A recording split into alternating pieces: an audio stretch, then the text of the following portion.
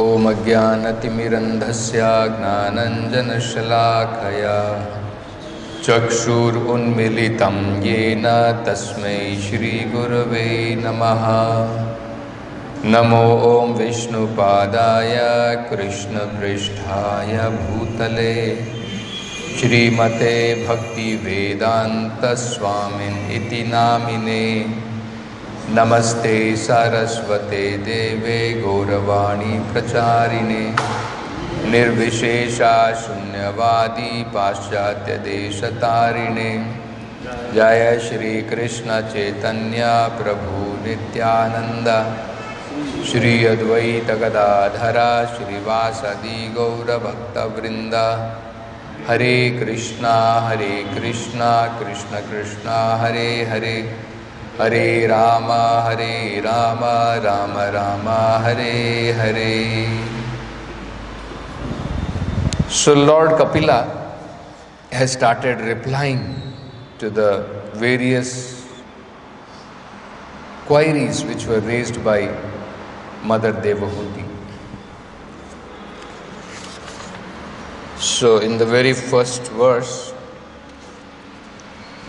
Lord Kapila said, the senses are symbolic representations of the demigods, and their natural inclination is to work under the direction of the Vedic injunctions. As the senses are representative of the demigods, so the mind is the representative of the Supreme Personality of Godhead. The mind's natural duty is to serve.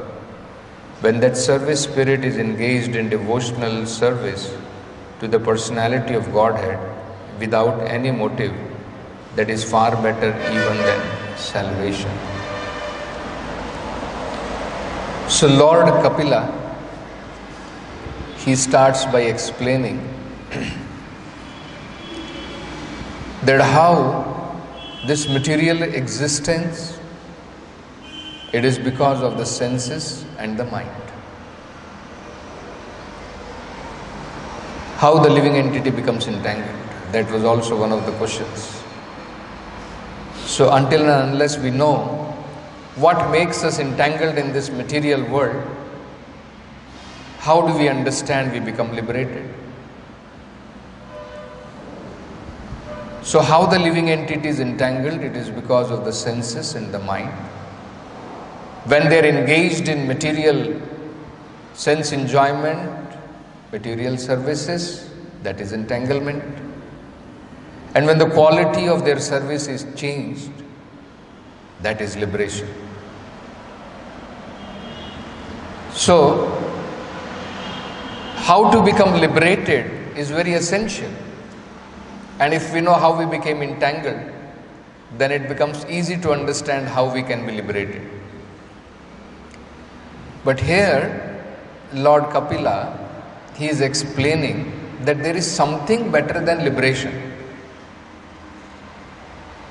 Bhakti is more glorious than Mukti. Because by Bhakti, you easily achieve Mukti. So he says, Bhakti siddher gariyasi. Siddhe means siddhi. To attain perfection in this material world is to become liberated from the entanglement of this material existence. That is called siddhi. So bhakti is gariyasi. It is more important. It is more glorious than getting liberated from this material existence. Now, how this happens is very nicely explained in these two verses. In the previous verse, it was explained what is these senses.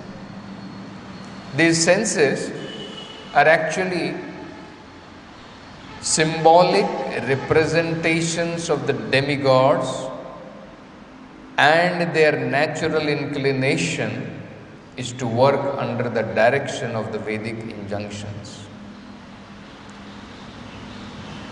naturally the senses actually want to enjoy,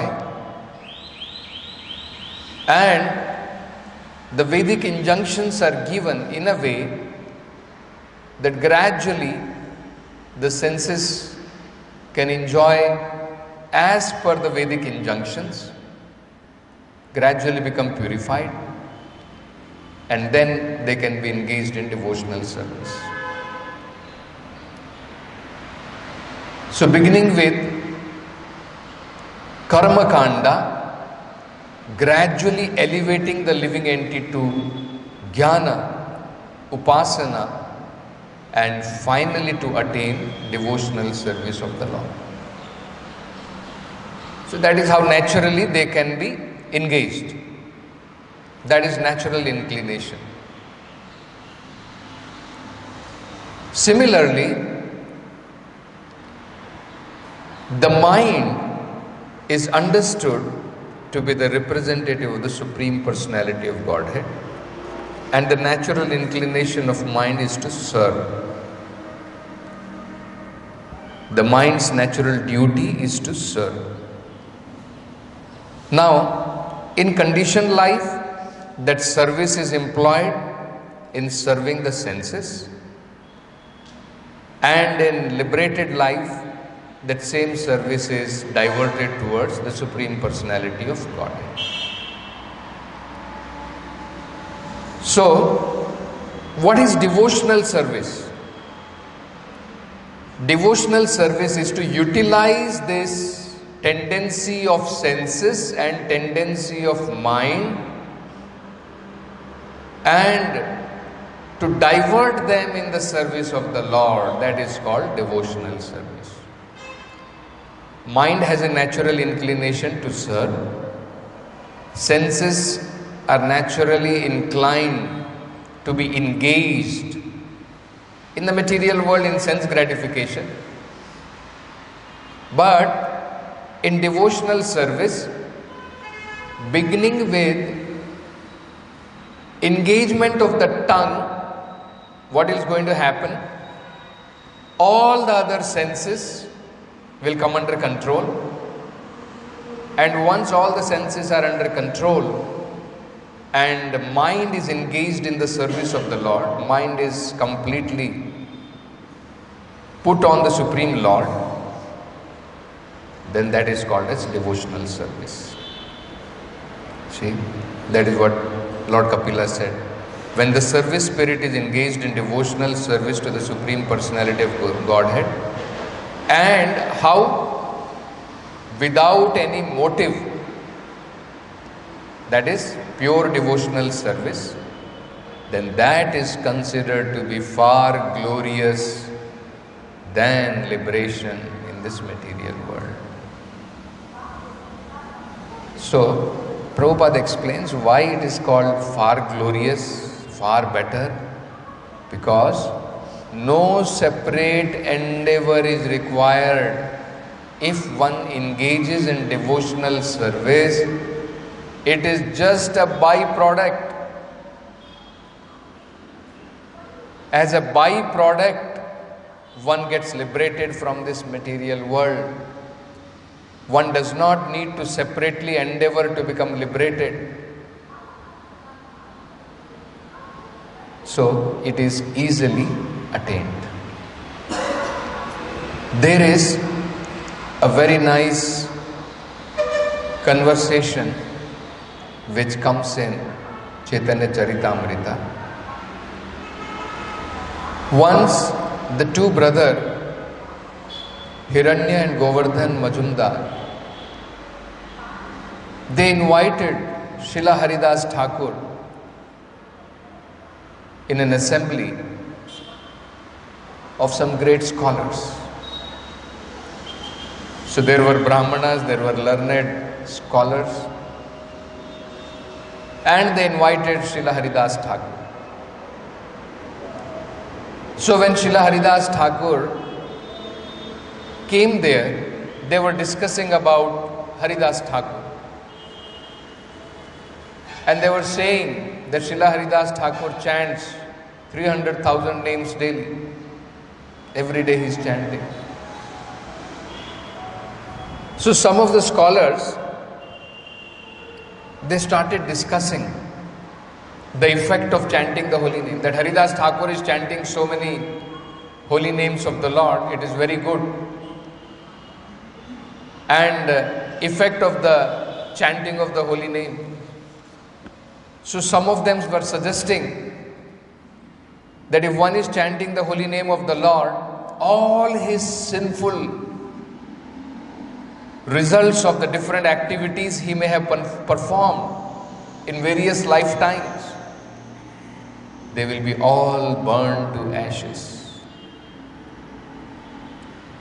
And some other were arguing that no, actually if one chants the holy name of the Lord, then one becomes liberated from this material entanglement completely. That is the effect of chanting the holy name of the Lord. So Srila Haridas Thakur, he immediately protested. He said, no, this is not the actual result of chanting the holy name of the Lord. To get liberated from this material entanglement and all our sinful activities will be burned to ashes, this is not the actual result. This is just a byproduct. So very nice shlokas are there. He said, Keha bale nama haite haya papakshaya. That some say, Nama haite haya papakshaya. If one chants the holy name of the Lord, one will be freed from all reactions of sinful life. All his sinful reactions will be burned to ashes. Keha bale nama haite jivera moksha haya. And some are saying that if one chants the holy name of the Lord, then one attains liberation from material bondage. Jivera moksha haya. And then he says, Haridasa kahena. But I say, Namera e dui phalanaya. By chanting the holy name of the Lord, this is not the main result. Namera phale Krishna pade prema upajaya. By chanting the holy name of the Lord, one awakens his dormant Krishna consciousness, his loving service to the Lord. That is the real effect of chanting the holy name. So actually one can understand, this is the most important result one can attain by chanting the holy name of the Lord. He becomes situated in his original position as a servitor of the Lord. Loving devotional service, that is our actual position. And that is awakened by chanting the holy name of the Lord. Then further, very nicely he explains, Anusangika phala namera mukti papa nasha tahara drishtana yaiche suryera prakasha. So he said, Anusanga phala. This is a byproduct of chanting the holy name of the Lord. What are the byproducts? Mukti and Papa Nasha. That means freedom from the reactions of sinful activities and Mukti, liberation from this material world. They are Anusangika Phala. That means, Anusangika Phala means they come by, just like a byproduct when one performs devotional service. And then next he says, in this context, Haridas Thakur is saying, I would like to give the example of sun. Tahara drishtana yaiche suryera prakasha. He says, I would like to give the example comparing this to the power of sunshine. Eish lokera arthakara panditera gana. Sabe kahe tumi kaha artha vivarna. So then all of them, these panditas who were there, they said that yes, you please explain the example which you are saying, that it is compared to the sun. Haridasa kahe na yaiche suryera udaya. Udaya na haite arambhe tamera hayakshaya. So Haridas Thakur is giving a very wonderful example. He says, Yaiche suryera udaya. As soon as the sun begins to rise in the morning, Udayana haite arambhe tamera hayashaya. It dissipates the darkness of night even before the sunshine is visible. Correct? Actually, sunshine starts becoming visible later. In the beginning, what happens is all darkness is gone. Sunshine is later. Then we see, right? In the morning, early morning, when the sun has just started rising, there is no sunshine. You cannot see the sunshine. You cannot see even the sun. But you can see that all darkness is gone. So very nicely he will explain what is the meaning of this. Chaura preta rakshasa adira bhaya hayanasha udahaile dharma karma adi prakasha. Before the sunrise even takes place, the light of dawn destroys the fear of dangers of the night. So what happens? The sun has not yet risen. Darkness is gone. And once darkness is gone, the fears which were associated with the darkness, all of them also disappear. Isn't it? Such as disturbances by thieves, ghosts, rakshasas. Then, Udaya haile dharma karma adi prakasha. And when actually the sunshine begins, when the sun is shining, that time one starts engaging in his varieties of duties. See how beautifully example. The sun is rising, and when the sun is not yet seen and not yet even started shining, all the darkness is gone. Along with darkness, all the bhayas associated with the darkness, all of them are gone. And actually when sunshine comes, one is engaged in his varieties of duties. All those things are already gone. Isn't it? No more darkness, no more bhaya, and one is engaged in his duties. So similarly, very nicely, now he explains. Aiche namo udaya arambhe papa adi rakshaya udaye kaile krishna pade haya premodaya. Similarly, even before one's chanting of the holy name is pure. So when we start chanting the holy name of the Lord, even before we start chanting purely, that is like sunshine. This is like udaya. Nama Udaya. The holy name has just risen in our life. It is not even bright sunshine, pure holy name. It is called Nama Bhas, glimpse of the holy name.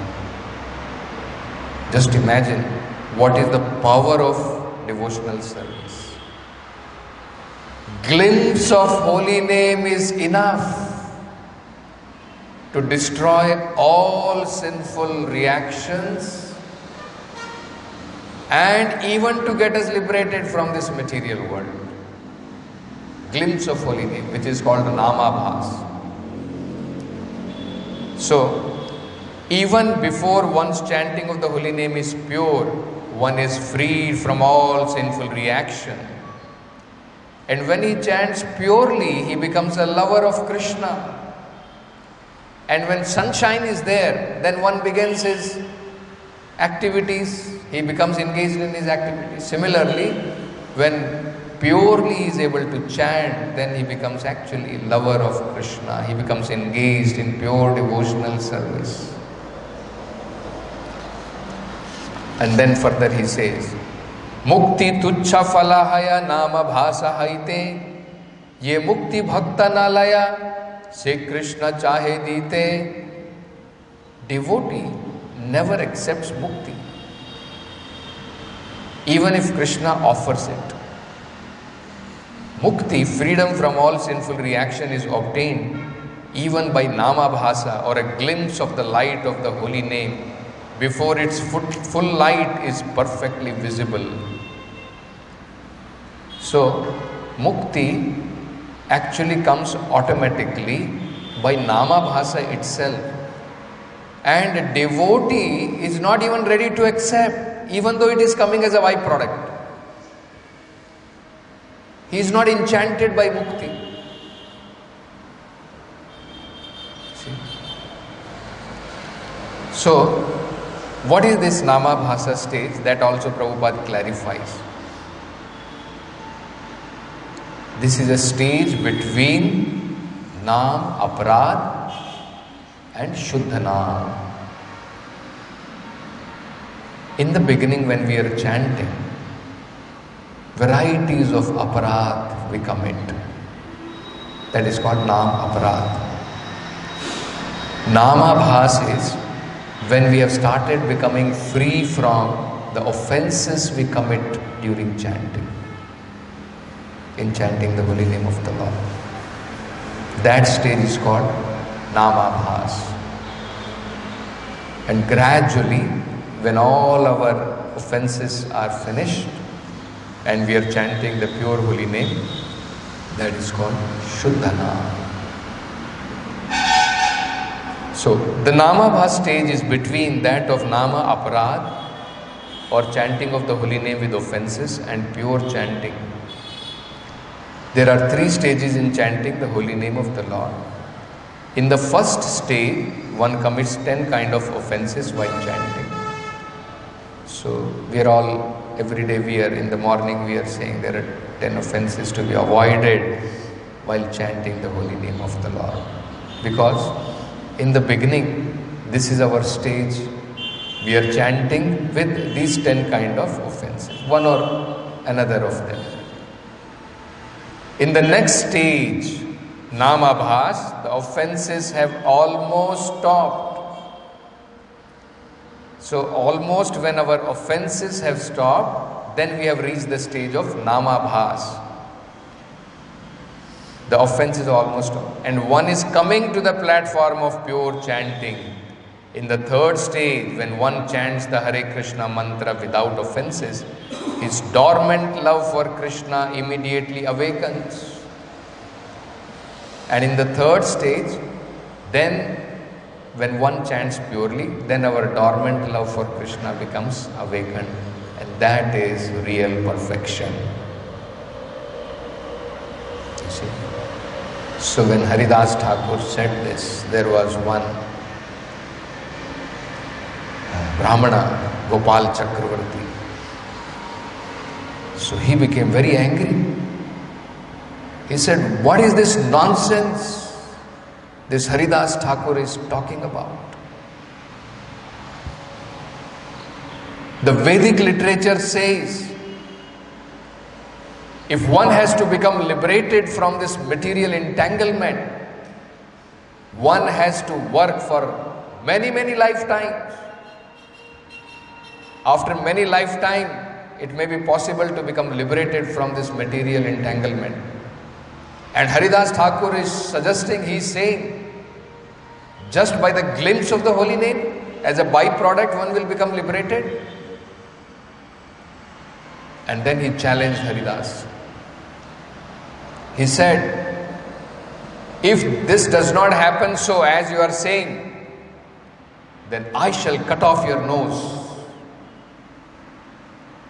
Haridas Thakur also accepted the challenge. He said, my dear sir, if it does not happen that by Namabhas one becomes liberated, I shall cut off my nose.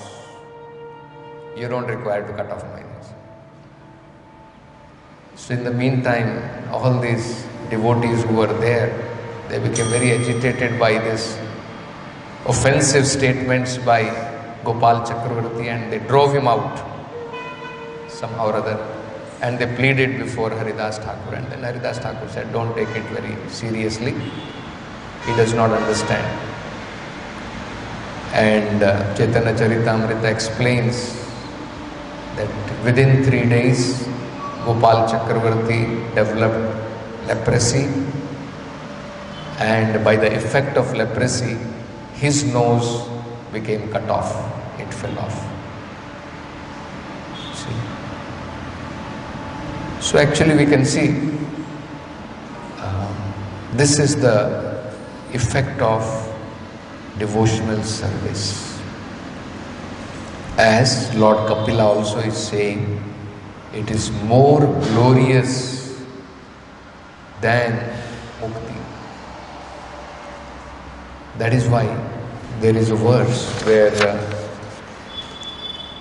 Bilva Mangala Thakur, in his prayers, he says, Mukti hi muklita anjali sevate asma.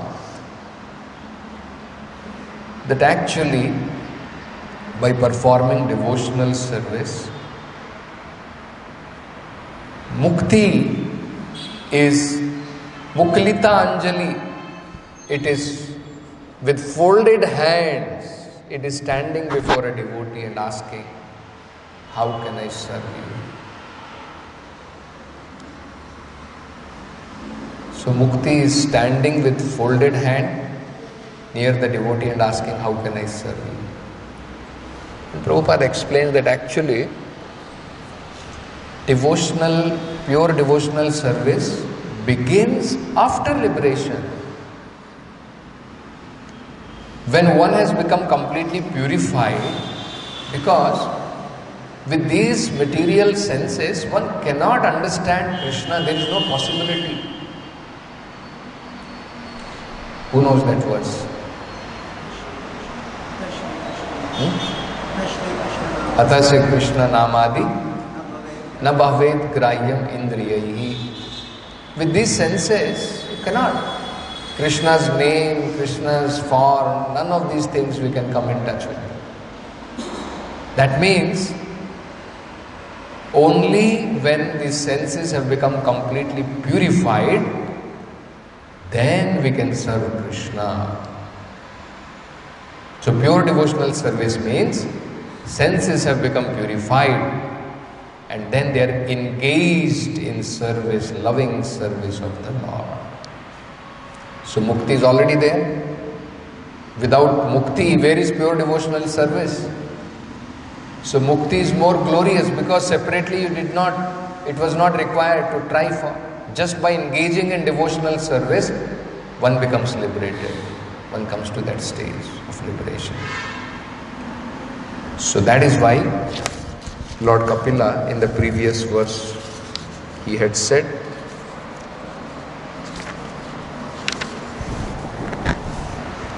Bhakti Siddher Gariyasi. Bhakti is more glorious than Siddhi or Mukti. And in today's verse, it is said, just like The digestive fire, it can eat up anything, it can digest anything, whatever we eat. Similarly, the fire of devotional service automatically will burn away our gross and subtle material body. That means we become liberated from this entanglement of both the covering, gross covering and subtle covering. Gross covering is not something very big. We keep on changing it. Subtle covering continues life after life. And it is the subtle covering which actually takes the soul from one body to another. It is very important to become free from the subtle body. Man, buddhi, ahankar. And it is said here that just by performing devotional service, just like the fire, digestive fire can burn anything, it can digest anything. Similarly, the devotional fire, it can burn our gross and subtle body, and we become completely liberated from this material world. So we'll stop with this Granth Raj Srimad Bhagavatam ki jai, Jagat Guru Srila Prabhupada.